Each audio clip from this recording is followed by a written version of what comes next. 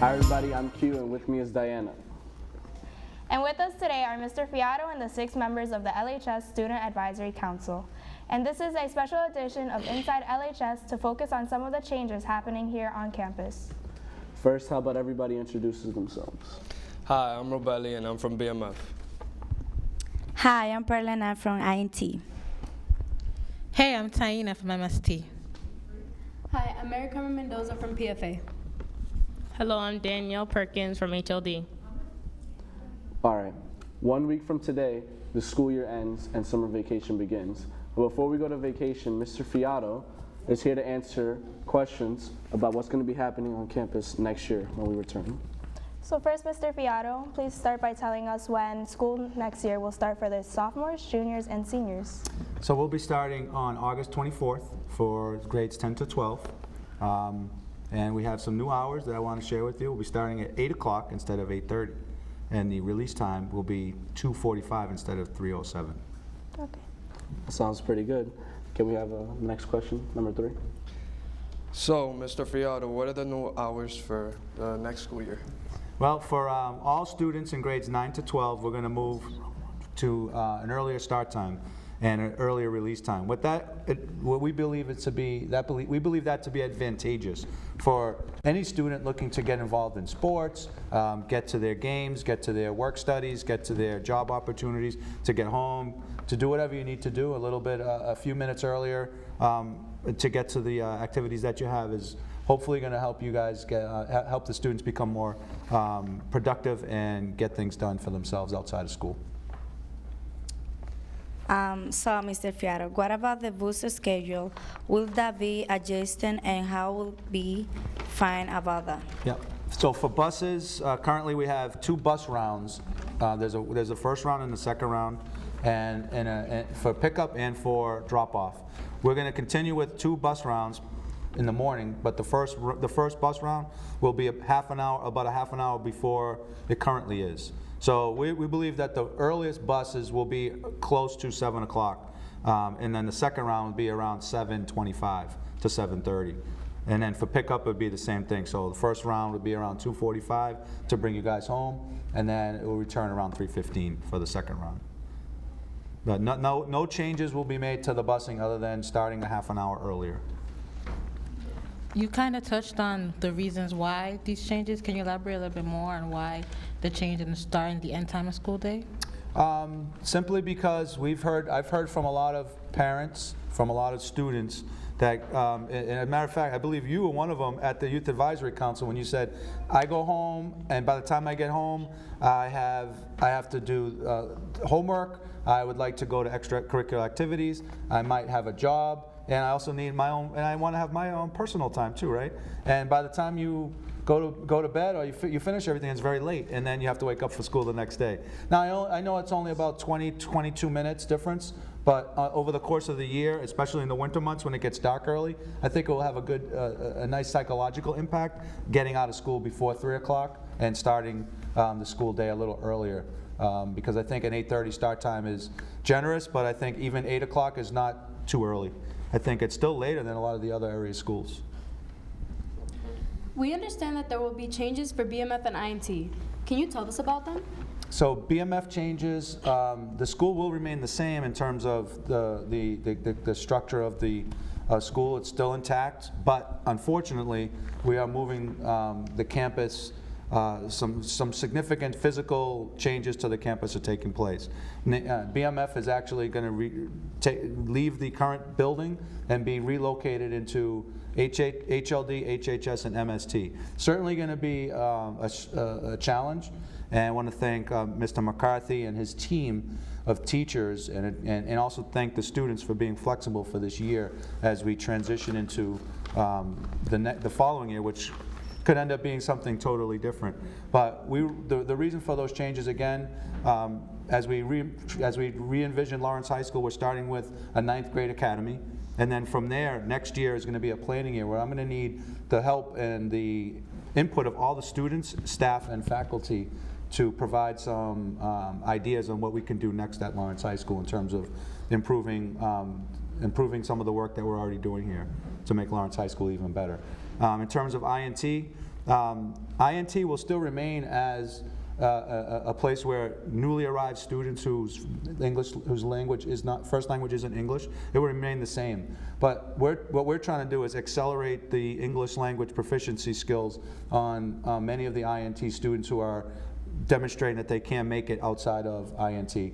So we're looking heavily at their access scores and also their teacher recommendations, and if there are students that can be transitioned out of INT and into one of the other 5 schools on campus, that's what we're doing. So there'll be a lot more students for in the other schools, in the other 5 schools from INT.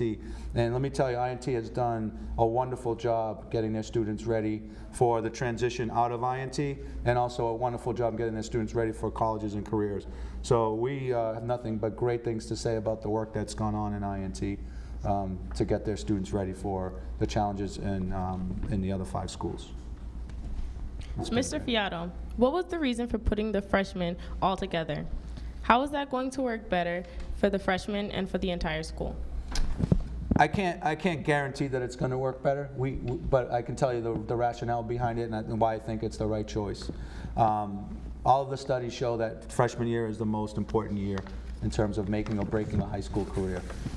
By promoting consistency across the campus and providing students with an array of resources, from interventions, elective classes, a range of academic classes that are going to provide them with a really strong foundation. Transition from 8th grade to 9th grade is, as you guys might remember, walking in from the 8th grade into this campus could be a daunting experience for an 8th grader, especially if you're from one of the smaller middle schools walking in this big campus. So now, knowing that, okay, I'm an 8th grader, but I'm going to go into this 9th grade academy, and all I really have to worry about is navigating these 2 buildings right now, just one building. And I know that all my classes are in this area, and I have all of these teachers that are around me. That opportunity then it becomes to be more, we have more of an opportunity to become more structured and focused and really tighten up what happens in the 9th grade. All the 9th graders, even though there are about 900, they're going to be broken up into cohorts of 300, which is then going to be broken up into cohorts of 100. So if you're a student, you're really only going to be with the 4 or 5 teachers at one time, and those are going to be your teachers, and they'll be in teams. So even though the school looks like it's pretty big with 900, if you break it down, the smallest level, it will be about 100 students in a cohort. So we believe that within that cohort, those teachers can get to know the students really well, and they can address all of their individual needs in a timely way and in an efficient way. Okay, so the new Ava Lawrence 9th grade academy is going to be based in the library. How is that school of freshmen going to be different from the regular 9th grade school? The Abbott Lawrence Academy was designed to provide an accelerated learning environment for students who traditionally may have selected to go to another high school and not select Lawrence High. We did a survey with some of the families, the ones that got accepted to Abbott Lawrence, and a large portion of them said that if Abbott Lawrence wasn't there, they would have gone to St. John's, Central, Notre Dame, some vocational school, and other prep schools and private schools. We really wanted to attract those students and keep those families in the district, and by providing that those accelerated classes and those opportunities, we were able to attract 100 students that will be starting the year. One of the key differences, one curricular difference will be that instead of biology, for freshman years, all freshmen in Abbott Lawrence will be getting physics. The rationale behind that is that colleges, high-profile colleges and elite colleges generally look for physics on a student's schedule and a transcript, so we want to make sure we get that in during their freshman year. They'll also take the MCAS in physics MCAS and not the bio MCAS. They'll still have, the great opportunity that we have here is to integrate Abbott Lawrence in the 9th grade academy, so students will be able to take an elective in the 9th grade academy, and there'll be that opportunity for students to get together at lunch and during the elective periods. Okay, who are the principals of the different schools going to be? We have all of the principals returning except for Mr. McCarron, who has taken a job in another district, and we have a replacement for him. That's Alice Merlino, and she is currently a principal in the 8th grade over at the South Lawrence East Middle. All the other principals will be returning, and I don't need to name them. You all know who they are. They'll all be returning. So in the future, will the schools still be academies, or are they going to change? Very good question. We have not decided on what that's going to look like. And that's where, again, I'm going to be relying on this committee and the rest of the student and faculty to be able to determine what the next phase of the transformation process will look like. So it could be academies, it could be red house, blue house, green house, it could be 9th grade, 10th grade, 11th grade, 12th grade, it could be thematic academies, like we could still have maybe a health theme or have a science theme or a STEM theme.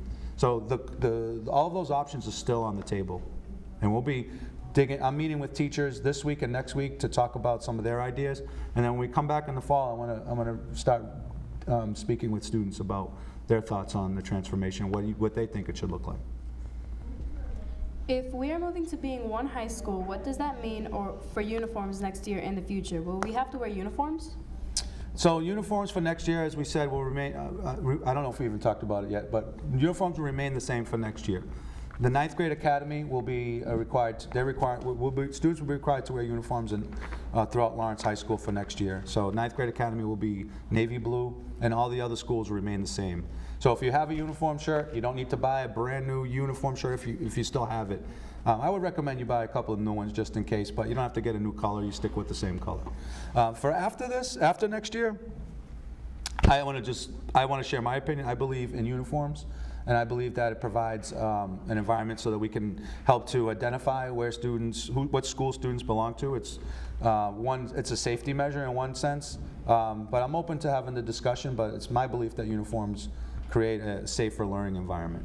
And I can tell you that I was at the Lawrence High School campus prior to coming over here, and we did have a lot of issues with whether it be gangs or intruders coming into the building, and identifying situations when students are not in uniform, whether they have hoods on or wearing jeans, and we're just not able to know who's a visitor and who's a student. So that's my personal opinion, and I'm always open to discussion about it. And I know most students probably don't look forward to wearing a uniform, but I do appreciate that you guys are working with us on that, because I do think it works in the long run to provide a safe environment. Mr. Fiato, what about the attendance policy? Will it stay the same or will it change? For next year, we still expect that students have 95% attendance in order to receive credit for their class. So that means roughly no more than 10 absences per class.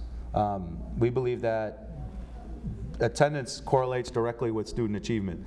Clearly, if you're not in class, you're going to have a difficulty passing that class. But we also want students to realize that being present every day is a college and career readiness skill, and that it being timely and being prompt and being present is a skill, and it's an attribute that will carry you into your careers. And if you're not at work, you will get fired. If you have excessive absences, you will not be promoted, and you will not get those considerations that the other employees get by being there every day.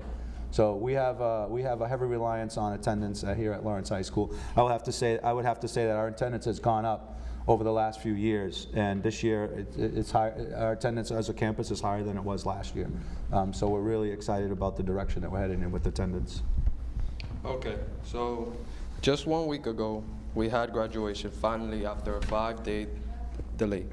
Do you know when graduation will take place for the class of 2016? I don't have that date yet. Working closely with the principals and Superintendent Riley to come up with a solid date for graduation. We did have a Friday night graduation at Lawrence High School for the first time. I can't remember another day that we had a Friday night, and we came to the conclusion that we thought Friday was a good option for moving forward. So we may be considering Fridays for graduation. But I'm not sure on the exact date yet. All right, so before we finish, I want to know if anybody else has any questions to add, anything? Okay, so Mr. Fiato, I have a question for next year.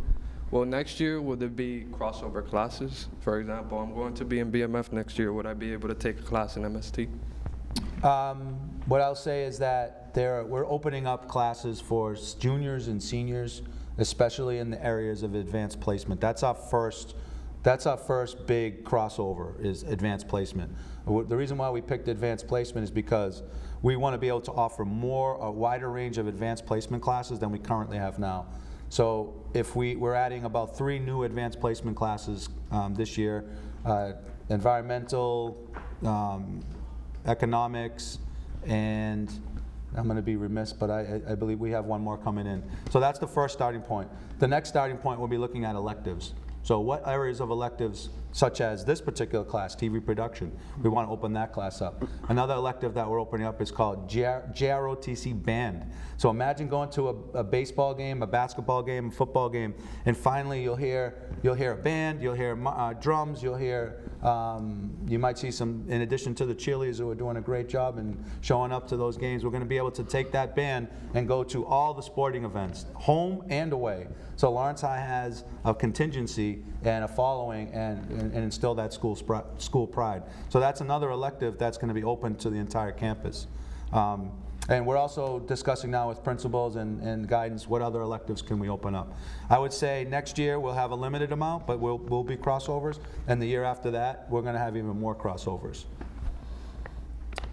So, Mr. Fiato, as an INT student, my question is, do you think that all of campus change will help or hurt future newcomer student what is today INT? I think it can only help the students from all schools, but especially in INT, and I'll tell you why. One of the biggest obstacles for students to acquire a language is practice. Being able to practice with other students who are going to continue to speak English and push each other to speak the English language in settings inside the classroom and outside the classroom. So if there are more opportunities for students from different ethnic backgrounds and different backgrounds to interact, whether it be at lunch, whether it be at phys ed, whether it be in the hallways, with your teachers, we want students to feel comfortable and feel safe and feel respected, and to be able to develop that culture of sharing and pushing each other. So by having a smaller group of newcomers at the international level and looking to transition students quickly when they're ready into the other 5 schools for next year, we believe that we'll be able to accelerate more and more students and help students become more proficient in English in a quicker amount of time. So like I said earlier, INT has done a great job, but what we believe is that if we have students transitioning to the other schools, there'll be more opportunities for them to practice engaging in more opportunities to speak English on a regular basis.